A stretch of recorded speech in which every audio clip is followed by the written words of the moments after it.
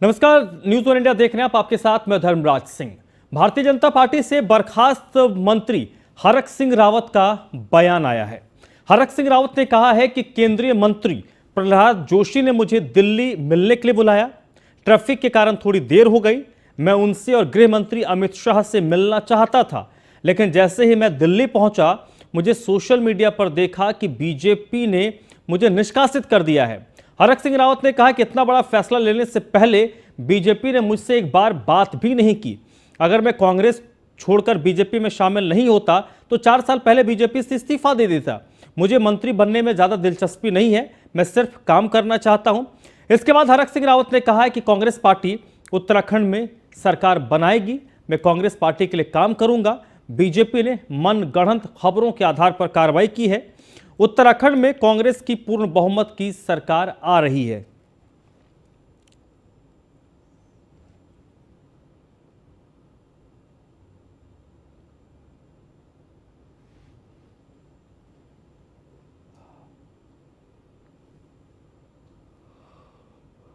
देखिए, मुझे नहीं मालूम कि बीजेपी के नेताओं को जो पूरा देश चला रहे हैं, एक मनगढ़ंत सोशल मीडिया पे चले समाचार को आधार बनाकर और इतना बड़ा निर्णय। मैं उनकी सरकार में कैबिनेट मंत्री था, सीनियर मिनिस्टर था। सबसे मेरे बहुत व्यक्तिगत संबंध थे, अमित शाह जी से, नड्डा जी से, प्रहलाद जोशी जी से, सबसे बहुत अच्छे संबंध थे।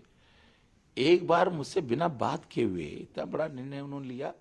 मुझे लगता है कि विनाशकालीन विपरीत बुद्धि, क्योंकि मुझे बहुत मंत्री का शौक, पद का शौक नहीं है। बहुत बार मंत्री रह गया हूँ। 9वीं बार मैंने धामी जी के साथ 9वीं बार मैंने मंत्री पद की शपथ ली है, इसलिए बहुत शौक नहीं है मुझे। मैं तो सिर्फ ये है कि काम करना चाहता था। मुझे कभी बार ऐसा लगा कि जैसे मैं कोई पर्सनल काम बोल रहा हूँ। अरे, अगर सेंट्रल स्कूल बन जाएगा कोटद्वार में तो क्या हरक सिंह के बच्चे पढ़ेंगे वहां? अगर वहां मेडिकल कॉलेज बन जाता, मैं दून मेडिकल कॉलेज, देहरादून में दून मेडिकल कॉलेज बनाया, सारे लोग विरोध कर रहे थे, क्यों मेडिकल कॉलेज बना रहे हो? आज कोरोना महामारी में दून मेडिकल कॉलेज ने सबसे अधिक फायदा दिया है। मैंने मायावती के समय में 4 जिले बनाए, उधम सिंह नगर, चंपावत, बागेश्वर, रुद्रप्रयाग जिला बनाया। उसके बाद कोई जिला नहीं बना उत्तराखंड में। तो कोई मैं अपने लिए काम किया क्या? मैंने 7 तहसीलें बनाई उस समय मायावती के बहन जी के साथ रह के। ऋषिकेश, विकास नगर, श्रीनगर, घनसाली, कपकोट, गैरसैंण और पोखरी तहसील बनाई। हम पिछले 5 साल में नौजवान को रोजगार नहीं दे पाए।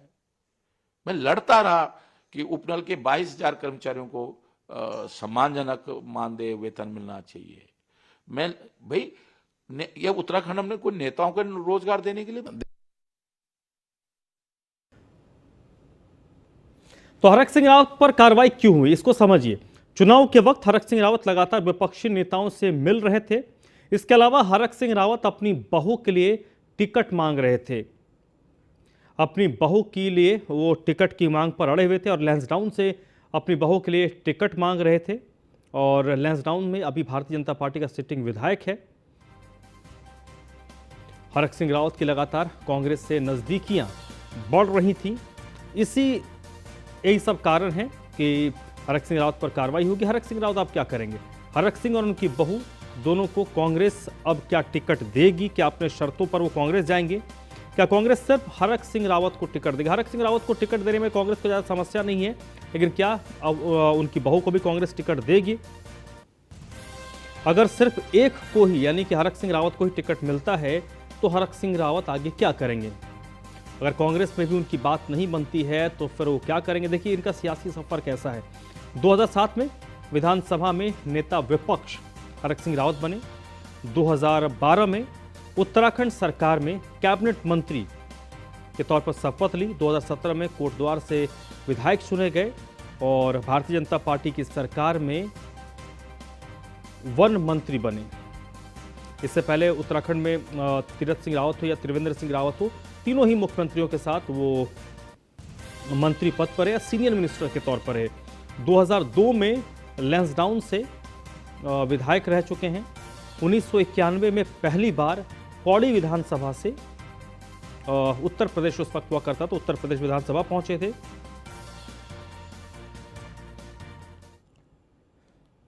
वहीं बीजेपी से निकाले जाने के बाद हमारे संवाददाता पीयूष तिवारी ने हरक सिंह रावत से बातचीत की। साथ बातचीत करने के लिए हरक सिंह रावत जी हैं। सर, 5 सालों से आप बीजेपी सरकार में थे, सब कुछ ठीक ठाक चल रहा था, अचानक से आपके कांग्रेस में जाने की खबरें आई, फिर वो भी चीज़ ठीक हो गई थी, अचानक ऐसा फैसला भारतीय जनता पार्टी ने ले लिया, आपको पार्टी से निकाल दिया, मंत्रिमंडल से निकाल दिया। इनको बुद्धि सबको बुद्धि आ गई, मैं आज बता रहा हूँ। ये भ्रम में और सोशल मीडिया के भ्रम में इतने बड़ा देश चलाते हैं, इतना तंत्र है इनके पास, मुझे बड़ा दया आ रही इन पे, मैं आज बता रहा हूँ। मुझे इतनी दया आ रही है कि ये कैसे गलत फैसले शिकार हो गए। मतलब एक सोशल मीडिया पे, आप भी जानते हो, आप भी मीडिया से जुड़े हो, आजकल तो सोशल मीडिया में कुछ भी चल जाता है, कुछ रुकावट नहीं, कोई लगाम नहीं है, और उसको आधार बनाकर आप ये सोच के कहीं मैं सचमुच नहीं चले जाऊं। अरे एक बार पूछ लेते, मैं कोई चोर टके थोड़ी हूं, फाइटर हूं, जाना होता कैसे रोक लेते तुम मुझे? कोई रोक सकता है किसी को? तो सवाल सर, कांग्रेस पार्टी से आप किन सीटों की मांग करेंगे? इसके साथ ही अगर हम बात करें तो कांग्रेस पार्टी के क्या हरीश रावत के चेहरे पे आप लोग चुनाव लड़ेंगे? आपकी नाराजगी दूर हो गई? देखिए, कोई नाराजगी किसी की नहीं होती, ना राजनीति में ना कोई दोस्त होता है, ना कोई दुश्मन होता है, और कोई नाराजगी किसी से नहीं होती है। समय है, परिस्थितियां हैं, बनती हैं। और हरीश राव जी, जब मैंने कहा ना कि मैं त्रिवेंद्र राव साथ काम कर सकता हूँ, जिसने पीआरओ के रूप में काम किया वो मेरे साथ, अब आज मैं जब उसके मुख्यमंत्री बन गया, मैं उसके साथ काम कर सकता हूँ। त्रिवेंद्र राव जिसको मैंने बच्चे की तरह पाला, अगर उसके साथ में जो है मंत्री के रूप में काम कर सकता हूँ, आत्मा मार के काम कर सकता हूँ। आप सोचो कि जो आपके साथ एकदम जूनियर कोई रिपोर्टर आपके साथ आ जाए और एकदम वो आपका एडिटर हो जाए, आप सोचो कि कैसे आत्मा को लगे आप, और उसमें क्षमताएं भी न हो। कोई ऐसे शिष्य कभी कई बार गुरु रह जाता है, चेला शक्कर हो जाता है, लेकिन चेला शक्कर होने लायक तो वो भी ऐसे नालायक शिष्य है जो शक्कर होने लायक भी नहीं, और वो शक्कर हो जाए और तभी कड़े घुट पे के हम रह सकते हैं। सीटों पे चर्चाएं हो गई है, कौन सी सीटें आपको कांग्रेस पार्टी देंगी? नहीं, बिल्कुल मैं अभी कोई चर्चा नहीं हुई। मैंने कहा ना कि मैंने अभी तो कोई चर्चा ही नहीं की, अब करूंगा। धन्यवाद सर। तो ये थी हमारे साथ हरक सिंह रावत जी, जिनका साफ तौर पे कहना है कि जो चर्चा है वो कांग्रेस पार्टी से निश्चित तौर पर हुई है। वीडियो जर्नलिस्ट नरेंद्र गोसाई के साथ पीयूष तिवारी, नई दिल्ली। वहीं हरक सिंह रावत को मंत्रिमंडल से बर्खास्त करने पर उत्तराखंड के मुख्यमंत्री पुष्कर सिंह धामी ने कहा है कि हरक सिंह रावत पार्टी पर टिकट के लिए दबाव बना रहे थे। वो अपने परिवार के सदस्यों के लिए भी टिकट मांग रहे थे, लेकिन बीजेपी की अलग नीति है। बीजेपी में एक परिवार से एक ही व्यक्ति को टिकट दिया जाता है। मुख्यमंत्री पुष्कर सिंह धामी ने कहा है कि बीजेपी की अलग पॉलिसी है और इस पॉलिसी में ये फिट नहीं बैठ रहा था। चलने वाली पार्टी है और सबका साथ, सबका विकास, सबका विश्वास और सबका प्रयास जो एक मंत्र है, उस मंत्र को लेकर हम आगे बढ़ रहे थे। उसमें कई बार जब वो बातें करते थे तो हम लोग असहज भी होते थे, लेकिन फिर भी चूंकि हमारी पार्टी, हमारा परिवार बड़ा परिवार है, हमने कोशिश करी हमेशा उनको लेकर चलें। लेकिन यहाँ पर चूंकि स्थितियाँ ऐसी हो गई कि वो अपने समेत अपने परिवार के लिए और अन्य लोगों के लिए पार्टी पर दबाव कर रहे थे, तो इसलिए पार्टी ने निर्णय लिया। मुख्यमंत्री जी ने डॉक्टर हरक सिंह रावत जी को मंत्रिमंडल से हटाने का निर्णय लिया। राष्ट्रीय अध्यक्ष जी के निर्देश पर पार्टी के प्राथमिक सदस्य थे डॉक्टर हरक सिंह जी को भी निलंबित करने का, निष्कासित करने का निर्णय हुआ। पिछले दिनों से लगातार इस प्रकार की गतिविधियां, इस प्रकार की शिकायतें, इस प्रकार की सारी बातचीत सामने आ रही थी और कल पार्टी ने अनुशासन की उस सीमा में बाहर करने के रूप में हरक सिंह रावत जी को पार्टी। उत्तराखंड में चुनाव को लेकर सियासी पार्टियां जोर शोर से जनता को लुभाने में जुटी हैं। इसी बीच हमारे एसोसिएट एडिटर ने कैबिनेट मंत्री सुबोध उनियाल से हरक सिंह रावत को पार्टी से निष्कासित किए जाने को लेकर बातचीत की है। बिल्कुल, तो इस वक्त हमारे साथ मौजूद हैं कैबिनेट मंत्री सुबोध उनियाल साहब। सुबोध जी, हरक सिंह रावत को 6 साल के लिए पार्टी से बर्खास्त कर दिया गया, क्या प्रतिक्रिया? पार्टी के निर्णय के साथ खड़े। सबसे बड़ी बात यह कि लगातार वो पार्टी को ब्लैकमेल कर रहे थे, बार्गेन कर रहे थे पार्टी के साथ जो है। आपको लगता है कि ये परिणति ये उनकी वजह से आई है, या फिर वो तो कह रहे हैं कि मैं पूरी तरह इनोसेंट था, मुझे बगैर मेरा पक्ष सुने हुए मुझे पार्टी से बर्खास्त कर दिया देखिए, मैंने आपसे कहा ना, सारी भारतीय जनता पार्टी के निर्णय के साथ खड़ी है। सर आखिर में क्या लगता है कितना बड़ा नुकसान हरक सिंह रावत के जाने का, कितना बड़ा नुकसान आपको? कोई नुकसान नहीं होने वाला। भारतीय जनता पार्टी की सत्ता में पुनर्वापसी हो रही है। तो आपको लगता है कि पूरी तरह से दोबारा आप लोग सरकार निश्चित रूप से सरकार भारतीय जनता पार्टी बनाएगी। बिल्कुल। तो देखिए ये सुबोध उनियाल साहब हैं जिन्होंने बहुत संक्षेप में चीजें कही कि पार्टी को कोई नुकसान नहीं और हम पार्टी के फैसले के साथ खड़े हैं। हर किसी को मालूम है कि आखिर हरक सिंह रावत के मायने क्या थे और हरक सिंह रावत के जाने के पीछे जो डैमेज है उसे कंट्रोल करने में फिलहाल पार्टी जुड़ी हुई है। और सुबोध उनियाल हरक सिंह रावत के साथ ही 2016 में कांग्रेस को छोड़कर के बीजेपी में आए थे और अब हरक सिंह रावत वापस लौटे हैं। तो कम से कम 2 झटके, इससे पहले यशपाल आर्य और अब हरक सिंह रावत पार्टी से अलग हुए हैं। तो कहीं ना कहीं अब चीजों को मैनेज करने की कोशिश हो रही है। सुबोध उनियाल कह तो रहे हैं कि हम पूरी तरीके से सत्ता में वापसी करेंगे, लेकिन कहीं ना कहीं जो शब्द हैं उसमें वो विश्वास कमजोर नजर आता है। वीडियो जर्नलिस्ट राजन बड़ोला के साथ Brajesh Srivastava, News One India, Dehradun. इस वक्त मेरे साथ सुदीप जैन देहरादून से जुड़ रहे हैं इसी पर ज्यादा बातचीत के लिए। सुदीप, हरक सिंह रावत का ये जो चैप्टर और एपिसोड चल रहा है, इसका देहरादून में क्या असर है? क्योंकि इस वक्त हरक सिंह रावत दिल्ली में है और देहरादून में इस पूरे प्रकरण को लेकर किस तरीके की चर्चाएं हैं? क्या नफा नुकसान हो, किसको नफा होगा, किसको नुकसान होगा? देखिए, 2 बातें हैं। हरक सिंह रावत अभी तक बहुत अनप्रेडिक्टेबल नेता थे। हालांकि भारतीय जनता पार्टी और राज्य सरकार ने जो कल रात निर्णय किया, उनको कैबिनेट पद से हटाने के साथ ही पार्टी ने भी 6 साल के लिए बाहर का रास्ता दिखा दिया। ये शायद हरक सिंह रावत ने नहीं सोचा था कि वो हर गेंद पर पहले शॉट लेते हैं, पर इस बार शायद भारतीय जनता पार्टी पहले शॉट लेगी, ये उनको उम्मीद नहीं थी। भारतीय जनता पार्टी के प्रदेश अध्यक्ष 2 टूक कहते हैं कि हरीश रावत हरक सिंह रावत को उजाड़ू बल्द कहते हैं, वो ऐसे ही हैं। भारतीय जनता पार्टी ने हरक सिंह रावत को समय समय पर उनकी नाराजगी दूर करने के लिए सब कुछ किया। हरक सिंह रावत हर अपने विभाग में मनमानी चलाते थे। ऊर्जा में वो एमडी के पद पर अनिल यादव को लाए, विवादित मृत्युंजय मिश्रा को आयुष विभाग में उसी पद पर लेके आए, जबकि इसी भाजपा सरकार ने उन्हें अरेस्ट कराकर जेल भेजा था और विजिलेंस की जांच चल रही है। वन विभाग के तबादले हों चाहे उनके अपने महकमों में उनकी मनमानी, हरक सिंह रावत का कद भारतीय जनता पार्टी में कम समय में इतना बढ़ गया था, इतना बड़ा था यूं कहें कि प्रधानमंत्री जब बीते दिनों ऋषिकेश आए थे तो उन्होंने हंसते हुए मजाक में कहा था, और हरक सिंह जी आपकी हनक कैसी है। तो ये सारी चीजें बताती हैं कि कहीं ना कहीं भारतीय जनता पार्टी हरक सिंह रावत को खोना नहीं चाहती थी, मनाना चाहती थी, पर कहीं ना कहीं उनकी मनमानी, उनकी इच्छा इतनी ज्यादा प्रबल हो चुकी थी कि कल देर रात जो निर्णय लिया गया, हरक सिंह रावत बाहर हैं। सूत्र ये बता रहे हैं कि कांग्रेस में भी उनकी इच्छा अनुसार बातचीत अभी तक नहीं हो पा रही है, वरना आज 12 बजे वो कांग्रेस का दामन थामने की तैयारी में थे।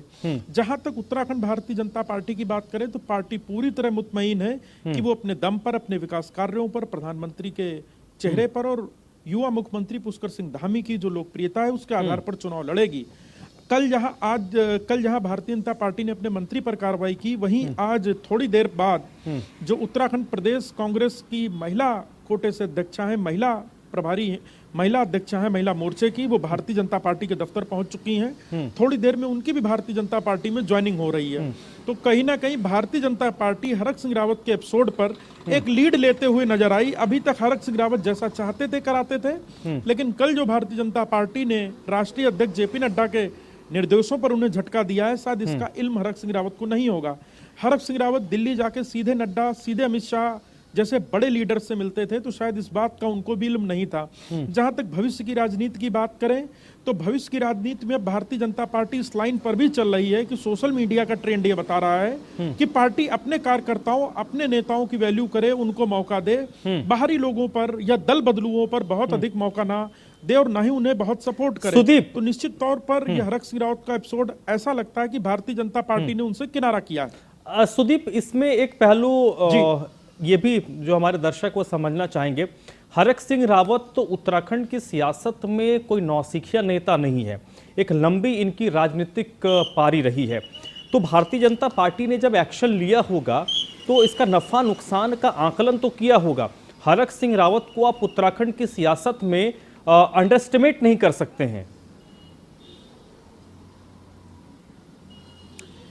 जी आपने बहुत अच्छी बात कही, लेकिन यदि मैं आपको बताऊं तो आप ये समझने की आवश्यकता होगी। बीते दिनों हमने देखा कि किशोर उपाध्याय घर घर जाकर नेताओं से मिल रहे थे और घर घर जाकर भारतीय जनता पार्टी में जाने के संकेत देते थे। पार्टी ने उनको निष्कासित किया उनकी हरकतों और पार्टी विरोधी गतिविधियों के चलते। ये देखिए, मुख्यमंत्री पुष्कर सिंह धामी पहुंच चुके हैं भारतीय जनता पार्टी के दफ्तर में। माना यह जा रहा है कि जो सरकार रहे उनकी ज्वाइनिंग में मुख्यमंत्री भी शामिल होंगे। तो ये एक बड़ा संदेश आज भारतीय जनता पार्टी दे रही है। ये मुख्यमंत्री का काफिला पहुंच चुका है और ये मुख्यमंत्री कार से उतर रहे हैं अपनी। चूंकि इस समय चुनाव आचार संहिता लागू है तो टैक्सी नंबर से ये मुख्यमंत्री धामी जी आ चुके हैं। तो एक बड़ा निर्णय लिया मुख्यमंत्री जी, एक बड़ा निर्णय आप लोगों ने लिया है, क्या कहेंगे? एक बड़ा निर्णय सर आप लोगों ने कल जो लिया कैबिनेट वाला, और उसकी सोशल मीडिया पर बड़ी प्रशंसा हो रही, क्या कहेंगे? देखिए, हमारी पार्टी जो है राष्ट्रवाद पर, विकासवाद पर, सबका साथ, सबका विकास, सबका प्रयास, इसके आधार पर चलने वाली पार्टी है। और हमारे यहाँ प्रथम राष्ट्र होता है, दूसरे नंबर पर संगठन आता है, पार्टी आती है, और तीसरे नंबर पर व्यक्ति का हित आता है।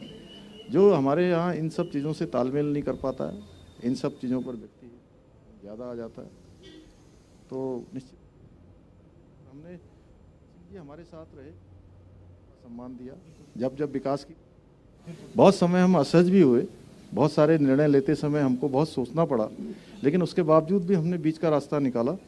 हर समय हमने कोशिश करी कि हमारे साथ आए हैं तो हम उनका मान सम्मान बना के रखें, लेकिन जब अभी उनकी व्यक्तिगत चीज़ें ज़्यादा आगे आ गई तो पार्टी ने सोशल मीडिया पर ये सरकार का फैसला लोग बहुत सराह रहे हैं, कह रहे हैं कि भारतीय जनता पार्टी अपने कार्यकर्ताओं पर, अपने नेताओं पर भरोसा करे और दल बदलुओं को बाहर निकाले। इसे सर आप कैसे देखते हैं? कि हमारी पार्टी लोकतांत्रिक प्रक्रिया से चलने वाली पार्टी है और एक एक कार्यकर्ता यहाँ पर हमारे लिए बहुत महत्वपूर्ण है। हमारी पार्टी है जिस पार्टी में किसी भी सामान्य कार्यकर्ता को कभी भी कोई जिम्मेदारी दी जाती है और वो पूरा करता है। सर आज सरदार जी भी आपके साथ आ चुकी हैं, थोड़ी देर में ज्वाइनिंग है, आप भी आए हैं, क्या कहेंगे? हम उनका स्वागत करते हैं, बहुत वरिष्ठ नेत्री हैं और बड़ा अच्छा उन्होंने काम किया है, हमारी पार्टी में आ रही हैं, हमारा स्वागत है उनका। तो ये मुख्यमंत्री पुष्कर सिंह धामी जी थे न्यूज़ 1 इंडिया पर लाइव एक्सक्लूसिव, जिनको उन्होंने साफ कहा कि सरदार जी की ज्वाइनिंग हो रही है। और हरक सिंह रावत के बारे में भी उन्होंने बड़े भारी मन से कहा कि जब उन्होंने जो मांगा, जो उनकी डिमांड थी, पार्टी ने सब पूरी की, लेकिन हर चीज की एक लिमिट होती, सीधे तौर पर यदि समझें तो वो अब क्रॉस हो रही थी। और परिवारवाद को भारतीय जनता पार्टी बर्दाश्त नहीं कर सकती। एक परिवार, एक व्यक्ति, एक टिकट का फार्मूला है, इससे डिनाई नहीं किया जा सकता। तो मुख्यमंत्री न्यूज़ 1 इंडिया पर जो बोल कर गए, ये बताता है कि कहीं ना कहीं पार्टी बहुत एकजुटता के साथ अपनी रीत। तो क्या माना जाए यदि कोई काम करना चाह रहा है तो किसी के हाथ कोई पार्टी बांधती है, हजारों लाखों लोग करते हैं, उसमें कोई टिप्पणी करने जैसी कोई बात है ही नहीं। आप स्वागत करेंगे सर उनका पार्टी के अंदर? क्योंकि मुझे यहाँ जहाँ तक याद है आपने बयान दिया था। देखिए, जब तक कोई व्यक्ति पार्टी में आवेदन नहीं कर रहा है और पार्टी के स्तर पर मुझसे पूछा नहीं जा रहा है, मैं इस पर कुछ नहीं कह सकता। हाँ, मैं एक बात जानता हूँ कि पार्टी जो भी निर्णय करेगी सभी चीज़ों को ध्यान में रख करके करेगी। लोगों में क्या प्रतिक्रिया है, समाज में, राज्य में क्या प्रतिक्रिया है, उसके क्या परिणाम होंगे, सब चीज़ों को विचार करके निर्णय करेगी। सर आखिरी सवाल आपसे, आपने ये कहा था कुछ दिनों पहले की बात है कि अगर वो अपनी गलती मान लें, उत्तराखंड के लिए उन्होंने जो कुछ गलत किया, कांग्रेस के लिए गलत किया, ये बात सार्वजनिक तौर पे मान ले तो आने के लिए स्वागत है उनका। मैं PNI के याद दिलाने के लिए बहुत धन्यवाद करता हूं और मैं आज भी अपने बयान पर कायम हूँ। ठीक सर, चलिए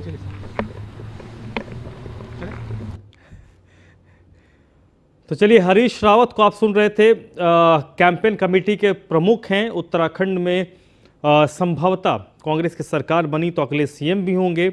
उत्तराखंड कांग्रेस के सबसे वरिष्ठतम नेताओं में हरीश रावत की गिनती होती है।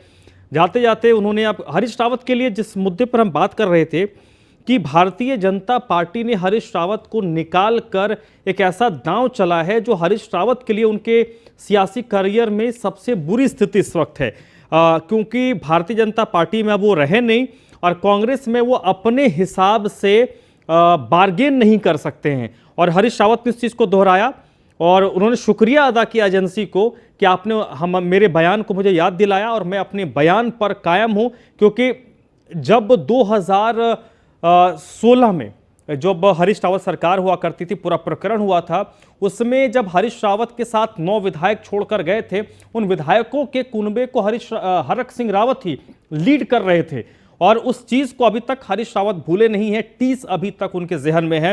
इस वक्त मेरे साथ पीयूष दिल्ली से जुड़ रहे हैं और सुदीप जैन लगातार देहरादून से मेरे साथ बने हुए हैं। पीयूष, हरक सिंह रावत के लिए बड़ी अजीबोगरीब स्थिति पैदा हो गई है और अभी जो मैं सुन रहा था हरीश रावत ने कहा कि मैंने अब से कुछ महीनों पहले जो बयान दिया था हरक सिंह रावत को लेकर कि उत्तराखंड की जनता से वो माफ़ी मांगे, जो उन्होंने कांग्रेस पार्टी के लिए किया, मेरे लिए किया है। इसका मतलब यह है कि हरीश रावत उन चीज़ों को भूले नहीं हैं और हरक सिंह रावत अब उस दौर में नहीं है जहां पर वो बार्गेन कर पाए कांग्रेस पार्टी से। जी बिल्कुल, देखिए जिस प्रकार से उत्तराखंड की राजनीति में कहीं ना कहीं सियासी जो भूचाल आया हुआ है, हरक सिंह रावत से जब हम लोगों ने बातचीत की तो उनका साफ तौर पे कहना है कि अब भारतीय जनता पार्टी कमजोर हो गई है, अब भारतीय जनता पार्टी की सरकार नहीं बनेगी। तमाम उन्होंने बातें कही भारतीय जनता पार्टी के विरोध में, लेकिन एक बात उन्होंने कही कि मुझे पता ही नहीं था कि इतना बड़ा फैसला भारतीय जनता पार्टी ले रही है, मुझे तो सोशल मीडिया के माध्यम से पता चला। तो कहीं ना कहीं जो हरक सिंह रावत है वो इस बात को लेकर आश्वस्त थे कि उनकी बात भारतीय जनता पार्टी तो मान ही लेगी, अगर नहीं मानती है तो कांग्रेस पार्टी उनके लिए तैयार ही है। तो वो दोनों पार्टियों की ओर देख रहे थे। यही कारण है कि कहीं ना कहीं भारतीय जनता पार्टी ने इतना बड़ा फैसला ले लिया और 6 साल के लिए पार्टी से निष्कासित कर दी, मंत्रिमंडल से इनको निकाल दिया। तो निश्चित तौर पे भारतीय जनता पार्टी पीयूष, मैं आपको रोकूंगा। पीयूष, आप मेरे साथ बने रहिएगा। सुदीप, आप भी मेरे साथ बने रहिएगा। इस वक्त आम आदमी पार्टी के जो प्रदेश प्रभारी हैं दिनेश मोहनिया मेरे साथ फोन लाइन पर जुड़ चुके हैं। दिनेश जी, उत्तराखंड में ये जो भारतीय जनता पार्टी और कांग्रेस के बीच चल रहा है हरक सिंह रावत को लेकर, आम आदमी पार्टी इस पूरे प्रकरण को किस तरीके से देख रही है? आप लोगों की भी नजर इस पूरे प्रकरण पर होगी। देखिए, ये कोई पहली बार इस प्रदेश की राजनीति में नहीं हो रहा है। पिछले 20 सालों से दल बदल का खेल लगातार जारी है और जो लोग 5 साल बैठ के सत्ता की मलाई खाते हैं, उसके बाद 5 साल के बाद वो उस पार्टी को कोसते हुए उस पार्टी को छोड़ देते हैं और फिर कहते हैं जी मेरे को काम करने का मौका नहीं मिला, मेरे को इसलिए मैं पार्टी छोड़ रहा हूँ। लेकिन ये दिखाता है कि इनको इस प्रदेश की जनता से, इस प्रदेश के विकास से कोई मतलब नहीं है। केवल इनको अपना और अपने परिवार का विकास चाहिए, अपने और अपने परिवार के लिए टिकटें चाहिए और उसमें, लेकिन एक केवल भारतीय जनता पार्टी या केवल कांग्रेस शामिल नहीं है। ये लगातार हो रहा है और दोनों की दोनों पार्टियां जो मिलकर इस प्रदेश की जनता को केवल बेवकूफ बनाने का काम कर रही है, उनको लूटने का काम कर रही है। आम आदमी पार्टी इन्हीं सब मुद्दों को लेकर जनता के बीच जा रही है। दिनेश जी, क्या आप उम्मीद करेंगे कि इस प्रकरण के बाद आप लोगों की बातों को और बल मिलेगा कि उत्तराखंड में पिछले 21 सालों से यही चल रहा है कि रोटी पलट दो? बिल्कुल, और अब पहले की टाइम में ये समस्या थी कि लोगों का विकल्प नहीं था, लेकिन अब आम आदमी पार्टी के रूप में एक विकल्प इस प्रदेश की जनता के सामने है और ये दिखाता है कि दोनों पार्टियों से इतर भी राजनीति हो सकती है। और इसके साथ साथ ये भी देखने की आवश्यकता है कि पिछले 21 सालों में जो लोग लगातार 12 से 15 लोग हैं, वो भारतीय जनता पार्टी की सरकार में भी मंत्री रहते हैं, वो कांग्रेस सरकार आती है तो भी मंत्री रहते हैं। और सबसे मजेदार स्थिति ये है कि जब वो लोग पार्टी छोड़ते हैं तब विपक्ष ये बोलता है कि जी ये लोग भ्रष्ट थे और ये काम नहीं कर पाए। अगर वो भ्रष्ट थे तो फिर आप उनको पार्टी में क्यों शामिल कर रहे हैं? आज हरक सिंह रावत जी को कांग्रेस शामिल कर रही है, जिस मंत्री के खिलाफ लगातार 5 साल उन्होंने प्रदर्शन किए, लोगों को बोला कि भ्रष्टाचार हो रहा है, चाहे वो वन मंत्रालय का मामला हो, चाहे कोटद्वार के मेडिकल कॉलेज का मामला हो, लगातार इन्होंने बोला कि जी भ्रष्टाचारी हैं, अब इनको शामिल कर लेंगे।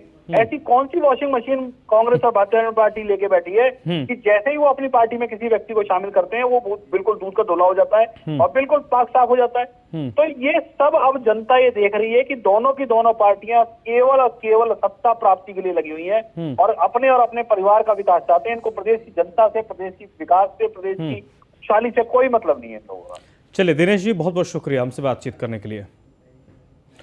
और चलिए इस बीच एक बड़ी खबर देहरादून से आ रही है जहां पर कांग्रेस पार्टी को बड़ा झटका लगा है। महिला कांग्रेस की अध्यक्ष सरिता आर्य ने भारतीय जनता पार्टी का दामन थाम लिया है। अब से थोड़ी देर पहले वो बीजेपी मुख्यालय देहरादून में पहुंची थी, यहां पर मदन कौशिक ने उनका स्वागत किया था। अब से थोड़ी देर पहले मुख्यमंत्री भी प्रदेश कार्यालय पहुंचे थे और मुख्यमंत्री की मौजूदगी में सरिता आर्य ने भारतीय जनता पार्टी का दामन थामा है।